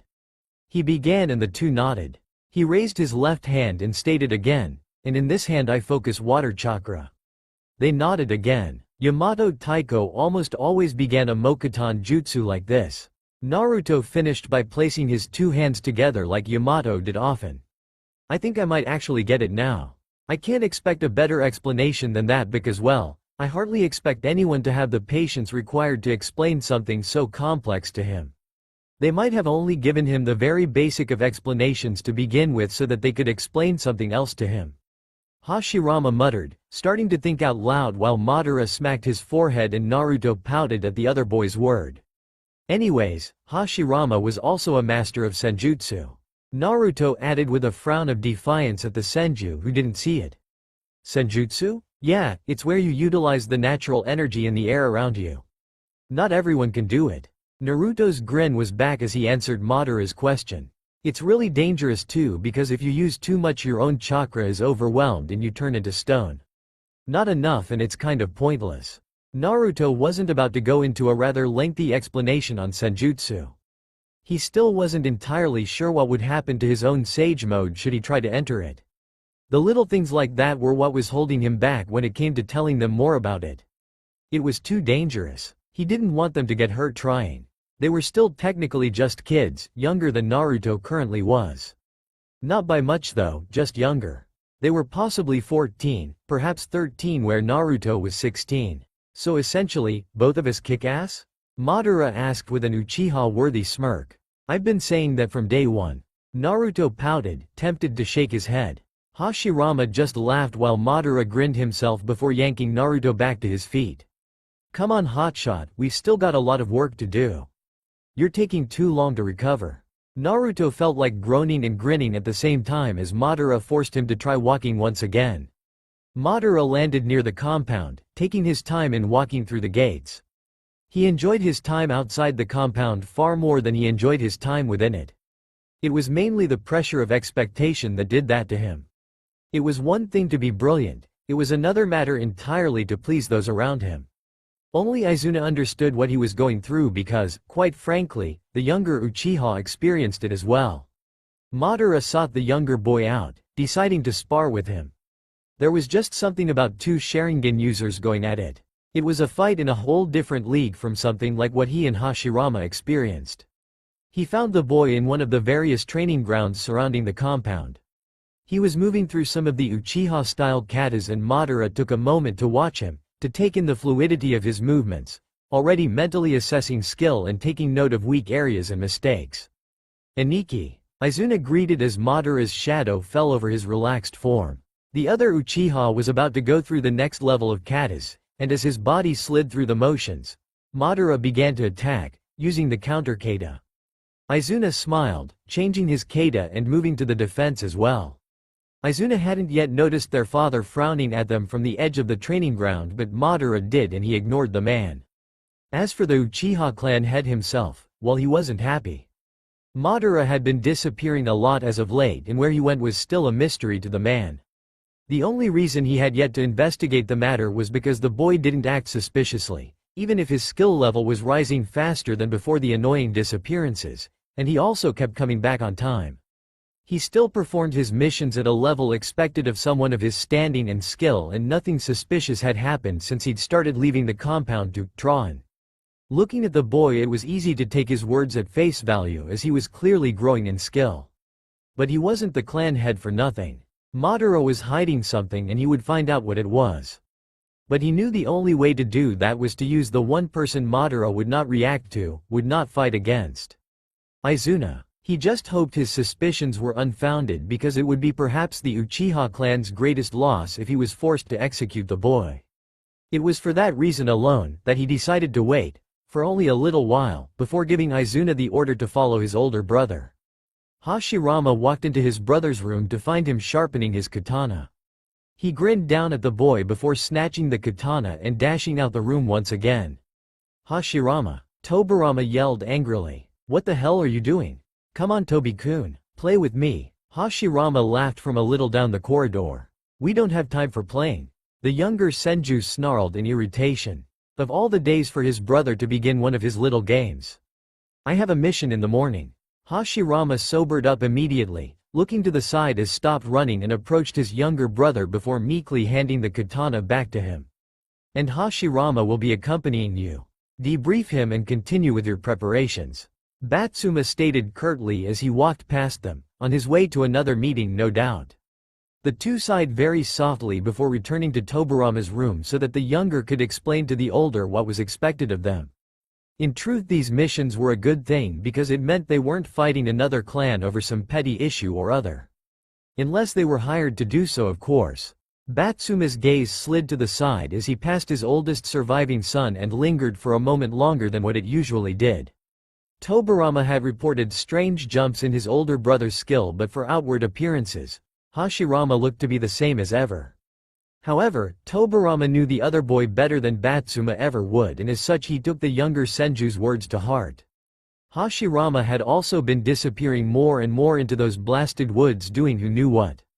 He was very near the point of sending his youngest son after the older to see if he was indeed training as he proclaimed to be. It was hard not to believe him. Those jumps in skill had to come from somewhere, and there was only so far a boy on his own could get. Batsuma knew this all too well. No matter, he'd wait for now. He wasn't exactly thrilled about the idea of executing his own son for treason. Not that he actually thought for a moment that he just might have to, but the possibility was always there. By the time either Madara or Hashirama could return to Naruto's little cave once again, the blonde was outside in the clearing, balanced on his hands and steadily lifting his entire body weight before lowering it again. Well, he sure recovered quickly. Madara muttered as he approached. Hashirama was not there this time, but it was bound to happen sooner or later. It had only been pure luck that had enabled them to appear relatively at the same time so far. Aren't you worried about detection? I could have easily been an enemy and I got close enough to kill you. Madara scolded the blonde as soon as he was in hearing distance. Nah, I knew it was you. I can sense it. Naruto grinned, not pausing in his full body push-ups. Really? Are you a sensory-type ninja? Madara asked, tilting his head to the side so that he could observe the blonde's movements. It seemed like he was almost fully recovered. Dunno. It was just something I picked up on how to do while I was out. I couldn't move, but I could feel everything. I guess it was the ninja paranoia getting desperate or something, but I never lost it after I woke up. By now I can sense anyone coming in a 50 feet radius. I can also sense the chakra of everything around me. Rocks have a surprising amount of it, considering they're rocks. Naruto replied, lowering his feet to the ground so that he could face the Uchiha. I heard the Uzumaki were pretty good at sensing. Perhaps it's a latent ability that was awoken due to the circumstances. Madara supplied. Perhaps. Either way, I now know if there's anyone approaching me other than you or Hashirama. So far, no one does. I can tell you that you both live in exact opposite directions and that it's not really all that far from each other considering you're mortal enemies. Naruto replied with a grin. Interesting as that is, it's kind of useless information for me. Madara raised an eyebrow in amusement. So how far have you recovered? I'm not at 100, but I'm getting there far more quickly now. At any rate, I can spar with you guys now. Naruto offered before using his orange jacket to wipe the sweat off his neck and chest. Oh, well then, want to give it a go? Madara asked, getting into a taijutsu stance. Naruto glanced at him before laughing. Trying to get me while I'm down, Madara? I've been doing exercises all day. But he hadn't said no yet. I'll go easy on you. Madara shrugged, not at all deterred. Naruto shook his head in amusement before getting into his own stance. The two sprang together at the same time, throwing punches and dodging them with ease.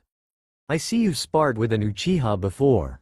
Madara commented when they separated for a break. One of my teammates was an Uchiha. You're more like him than what he'd ever admit.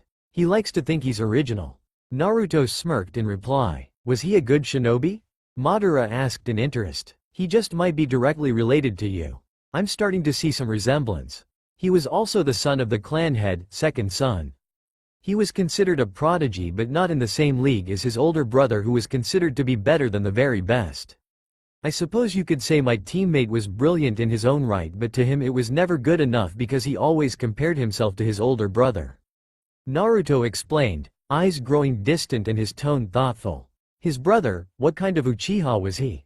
Madara asked curiously. He never said a word about what Itachi had done or the fact that Izuna had been killed before Konoha had even been created, and sure as hell didn't plan to either. Naruto had come to the conclusion that while he might never know what had really happened on that night, the night the Uchiha were massacred, there was more to the story than what had been told, and the same could be said about what had happened to Izuna. Not only that, he had enough experience with Uchihas to know they had fickle tempers, set off by the strangest of things. He didn't want to risk setting off Madara's and causing everything to fall apart before it had even begun. A strange one. I never really met him, and the rare times that I did he always confused the heck out of me. He was insanely powerful, that's for sure. Naruto settled for instead. He felt it was a fair answer and as accurate as he could give because he really didn't know much about Itachi. He didn't encourage the conversation any further and rather leapt back into the spar, taking it upon himself to attack Madara, a vicious grin on his features as he did so. Madara grinned back just as viciously as he returned the blow. Neither could say who was better, neither was trying to prove it to each other either. They were merely testing each other out and having fun at the same time. Hashirama gripped his brother's armor as he crouched behind the large boulder. The younger Senju was out cold, forcing Hashirama to protect them both. This mission was something they should not have been sent on. They were in over their heads. Completely. What the hell had his father been thinking? Hashirama would thank Kami and every other deity he knew if he could manage to get both his brother and himself out of this mess alive. Where the hell did those brats go? One of the enemy shinobi demanded of another. It was easy to hide Tobirama because he was knocked out. However, Hashirama had to try very hard to keep his own chakra under wraps. I don't know, but just find them and kill them. The other enemy barked back. Hashirama knew that he'd have to fight sooner or later, knew it would either be him or their enemy, but he was reluctant to leave his younger brother's side for even a moment. Wait, what the hell was that? Hashirama peeked around the edge of the boulder, praying he wasn't spotted, only to see the two adult shinobi looking around frantically as though looking for something. From his vantage point, Hashirama was able to see exactly where the kunai came from, watched as it sailed through the air before embedding itself into the space between one enemy's eyes. He fell to the ground in a useless heap, dead before he even hit the ground. The other ninja reacted to the kunai, pulling out his own and tossing them in the direction the first had come from, but it was too late. The unknown attacker had already moved. Looking a little worse for wear there, Hashirama. A familiar voice chuckled in his ear. Madara. The older Senju felt like he was going to cry. Let me guess, you're after the same scroll as I am? Madara asked with a frown. It wasn't uncommon for the Senju and the Uchiha to clash on missions. Probably. But this mission had a lot more adult shinobi than what our intelligence said it would. I managed to take out 5 of them without getting injured. As a result, I'm exhausted and Tobirama was knocked out. I only just managed to get us out of the line of fire. Hashirama reported to the Uchiha in a crisp, quiet tone while the Uchiha nodded as he spoke. So this is your brother, huh? Looks nothing like you, that's for sure. But he also appears to be around the same age as my brother. Madara mused, studying the unconscious Senju.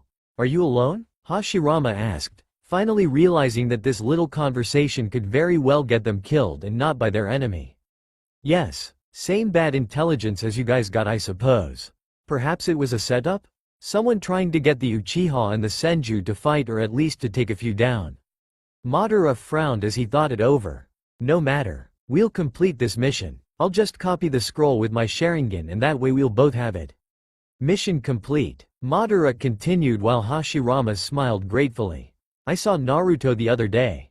He's almost fully recovered. We sparred a little and everything. Madara added on a completely unrelated note. Hashirama bit his lip to stop the chuckle. Alright then, I'll be right back. Since you did most of the work I just have to play clean up. Madara was gone before Hashirama could stop him. The Uchiha returned some minutes later, tossing a scroll at the Senju. I don't know about you but I actually wouldn't mind just hanging here for a day or two, but I have no idea when your little brother is going to wake up, and I don't imagine him being exactly welcoming of the idea of an Uchiha.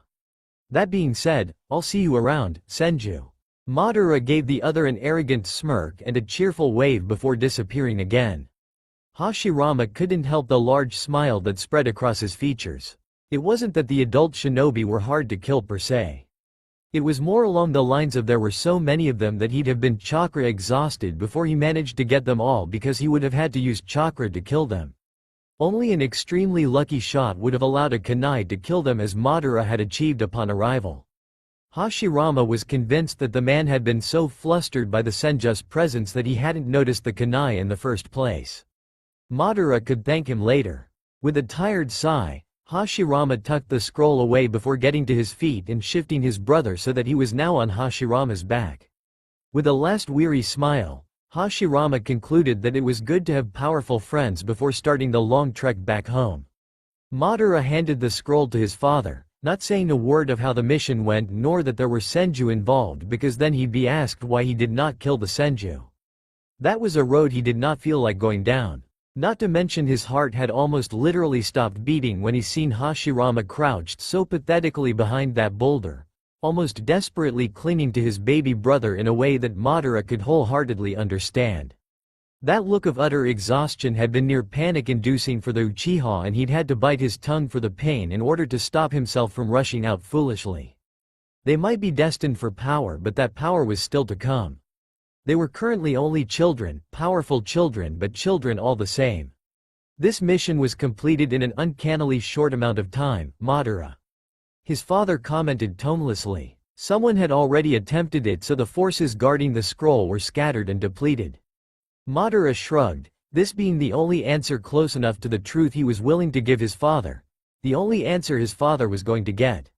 I see. Well then I guess you can call it a lucky break on your part. Did his father see more than what he stated? Madara could never be sure what went through the clan head's mind at times, and this was no exception, but he knew he himself wasn't giving the man any cause to worry or be suspicious. He had completed his mission and that was all there was to it. Nothing of Hashirama and Tobirama had to be said. Not a single thing. That's all for now. If you enjoyed, then please like, share and do comments.